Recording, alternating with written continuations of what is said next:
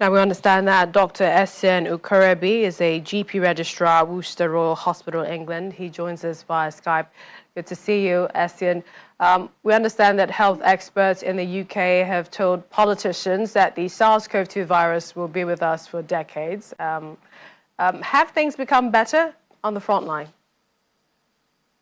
Thank you very much, Millicent. Once again, things have become better on the front line. And in the United Kingdom at large, we've seen life restore or go back to normal. We've seen restaurants, shops, we've seen public places open and people carrying out their normal day-to-day activities. And so we can see that things are getting better in the UK. And in the front line, we've seen significant reduction as regards to the number of coronavirus cases that we see in hospital, as well as the coronavirus day-to-day deaths that we record in the United Kingdom. So today we've recorded 79 deaths in the United Kingdom, which is lower than yesterday, where we had 110. And also in Scotland, which is one of the devolved governments in the United Kingdom, this week recorded the lowest death toll in Scotland since March. So yes, things have been indeed going very well, and they are getting better. And then finally, on that note, there is advancements in terms of the coronavirus vaccine, and so things look bright currently. So in terms of what has been done and why you're seeing the flattening of the curve, what would you say they're getting right? Would you say the government is getting something right, or the people are adhering to the non-pharmaceutical measures to protecting themselves? Well, I would say it's a combination of both, to be honest. At first, there were lots of talks that the government were slow in reacting to the pandemic. But, at some point, they began to get it right. They were able to pump a lot of money into the NHS in terms of providing personal protective equipment, providing ventilators for the NHS. And the people, on the other hand, have done their part.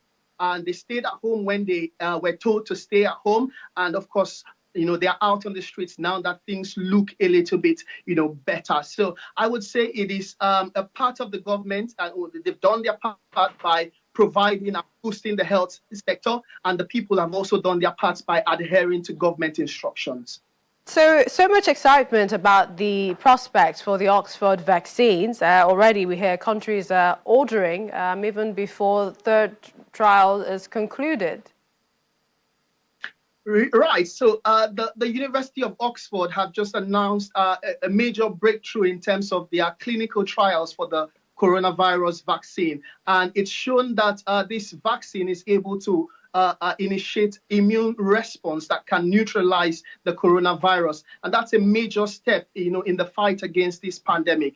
Out of the 1,700 participants that were used in this phase 1 and phase 2 trial, 91% of them were shown to develop antibodies. So antibodies are those things that are able to recognize the virus if you've been either vaccinated or you've been infected, such that you cannot be reinfected again, because they would recognize and fight against this coronavirus. So 91% were able to develop antibodies after the first dose, and 100% developed antibodies after the second dose. So that's a huge step. There's still lots of unanswered questions as to whether these vaccines will provide long-term immunity, and there's still a lot of grounds to cover as regarding this clinical trial. So the next phase of this clinical trial will see this vaccine being tested on thousands of people to see how safe the vaccine is, and also in areas where infection rates are even higher, to see if this vaccine can help people who get this infection naturally. So yeah, we have made a feat in starting the vaccine clinical trials and coming to this point. But yes, there is still some grounds to cover. All right, we appreciate your time. Thank you so much, Dr. Essien Ukorobi, GP Registrar, Worcester Royal Hospital, England. Thank you for joining us. Very much.